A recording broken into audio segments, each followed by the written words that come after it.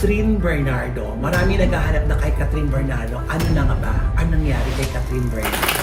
March 26, 1996. Ito naman sa buhay niya, masaya siya. Ayan, nakaka-very light ito. Maraming magandang mangyayari sa kanya sa papasok na taon. Maraming masasaya. Ay, masasaya. Mhm. Kasama na dyan ang love life. Pero may love life naman na siya. May love life si Ito Catherine eh. Bernardo sa card. Actually, marami nag-iisip na pero wala kasing pag-amin si Catherine. Sino yung love life niya? Makikita ba natin kung sino yung love life? Basta nakaganitong uniform din, tulad ng sabi ko, possible na mga naglilingkod. Pwedeng doktor. Naku, baka pwedeng- ito na yung mayor. Sa naglilingkod siya. Oh, baka ito na si Mayor Al.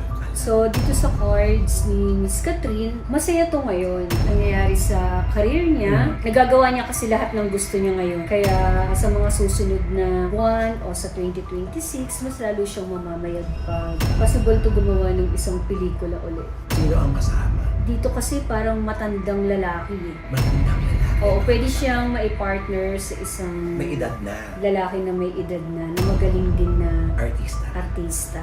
Pwedeng si Piolo Pascual, ganyan. O kaya yung mas medyo may edad pa kay Piolo, ganyan. And then, dito sa cards nila to, hindi ako sigurado pero dito may bata kasi. May bata. Oo, naiisip na din ni Kat, sabihin natin magkaroon ng family, magkaroon ng anak. Siguro dumadaan lang to, kaya lumabas sa barahan niya. I mean, dumadaan lang sa kanyang isip. Na gusto niya na magkapamilya. Magkapamilya. Parang ngayon pa lang kasi siya nag-e-enjoy. Ngayon pa lang niya nagagawa yung mga Deadma ang nega, deadma ang bash dito sa Balog. Buhay ay walang stress, chika-chika lang.